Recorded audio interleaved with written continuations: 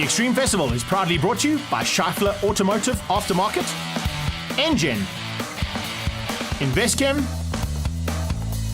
and Midas. Start your engines and let's go racing.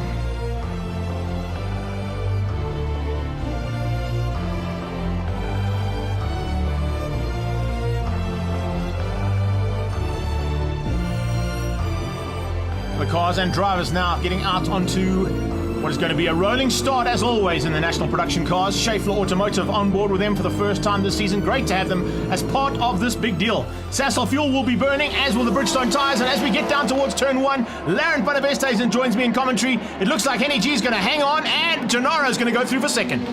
Wow, cars screaming down the main straight as they get underway in this first race. We're on board with Graham Nathan, just showing you how tight it is, and almost sounding like two strokes as they went down that main straight. These cars have got plenty of horses. Simon Moss hassling Graham Nathan as they get into engine corner itself, turn 2, and it looks like he's been demoted ever so slightly. No, Nathan's still side by side with Moss.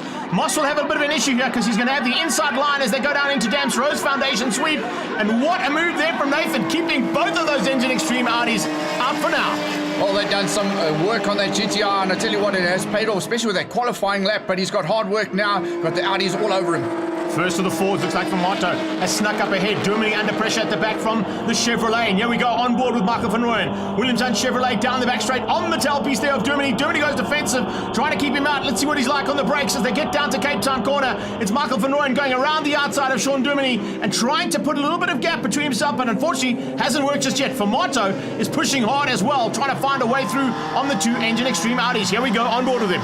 Gary Famato, one of the most talented drivers we've had over the recent years, and of course he knows how to get around this circuit. Didn't have the qualifying he would have liked, but making his way through the field nicely, and a nice rear view as he makes a pass, going up a position. How was that for straight line speed? Straight line speed of that Ford ST was impressive. He went right past the Engine Extreme Audi of Michael Stephen, and Stephen had no answer. He's now going to have to try and fight back. Look at the front though. All of a sudden it's Henny Groenewald checking out. Graham Nathan is trying to stay with Gennaro, but he's got massive pressure coming from Simon Moss, and Simon Moss dives on his inside.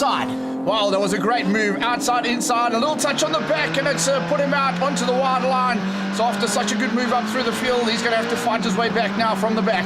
Look at how those pedals are working in Famato's car. He's made up one position. He's lost a little bit of ground now. And it looks like Charles Smallberger also battling ever so slightly to find a way past on Michael Stephen. Stephen just doesn't seem to have the straight line speed here. Simon Moss is pushing hard, but you can see that it's just not working as well as what those Audis were expected to go here this weekend.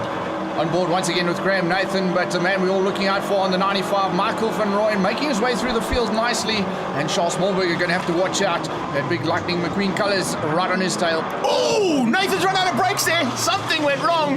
That's not like Graham Nathan to go right into the back of another car if he can avoid it, and it looks like there was an issue there on the ABS or something, and Gennaro Bonafide has come off worse for wear. He was stuck in the kitty litter on the exit of turn 5. He gets the car going again, but he's going to be right at the back of the pack now. That is not the way Gennaro wanted to end this race.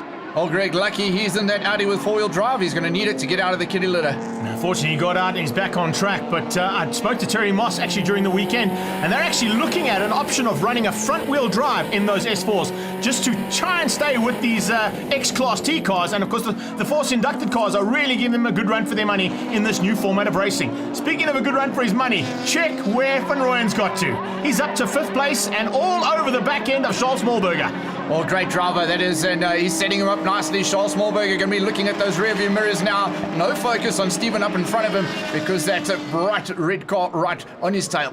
Lovely stuff here as Famato tries to keep out Michael Stephen. You can see Simon Moss hasn't quite recovered after that little incident between himself and Nathan at turn 2. This is Van Rooyen now. Oh, looks like there might be an issue here. He's not going quite the kind of pace that he'd like to be. It's not on song like we saw at Swartkops.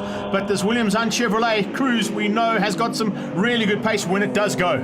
Well, Greg, looking up the field there, Gary Famato in that 2nd place, and he's really sneakily found his way there. There we see Gennaro Bonafide making up some ground after that big crash into the kitty litter, some battle scars. There he goes past Jordan Chirac, who seems to have some problems in the 3rd of the Ford racing cars, STs. Yo, speaking of problems, yeah, indeed. It looks like a little bit of issues there for Ahmad, the man from Cape Town who joined part of the Class X crew, and you can see action replay here.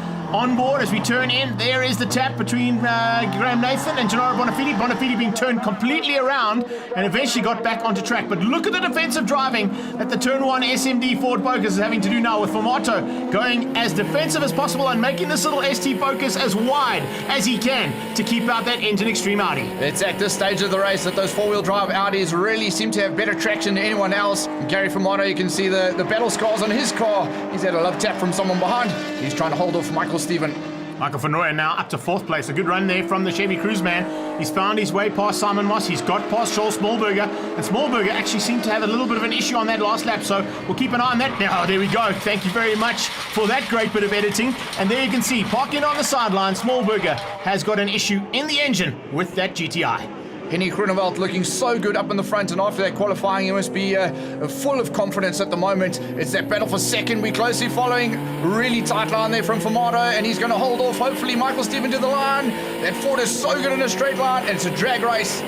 And the drag race is being won by the Ford right now. It doesn't look like that Engine Extreme Audi's got an answer. He'll have to try something in race number 2. Henny Groenewald comes through to take race 1 honours. A great effort there from the Sassel Audi racing team to take it ahead of Gary Formato. Then it was the 2 Engine Extreme Audis of Michael Stephen and Simon Moss. On their tail, Michael Van Rooyen eventually up into 5th place, beating out Sean Dermody. Niaz Modak winning the Class X ahead of Gennaro Bonafide, who recovered. Michael Stephen finishing in 3rd place. Me and Gary had quite a dice. I passed him 3 times, but he just drove past me down the straight, so couldn't really put on the challenge to Henny. But yeah, not a bad race and some solid points in the bag. It was a good race. A couple of incidents which gave us a few positions, which obviously we'll take, but it was nice to be racing with Michael and Henny up there. Unfortunately, I missed the gear, which cost both Michael and myself some time, so it took us away from the lead, or any chance of having a go at the lead there, but let's see what happens in the next 2 races today. Our race winner was Henny Groenewald. Really had a nice, decent opening lap to make that little bit of a gap that I didn't have to fend off anyone, but got a little bit concerned with the speed that Gary was coming through on that Ford a little bit late in the race. Really had a lot of pace towards the end there, and fortunately one of the Audis did the job in actually getting involved in a dice. I think they were dicing all the way to the line, so it just gave me the gap that I needed to maintain.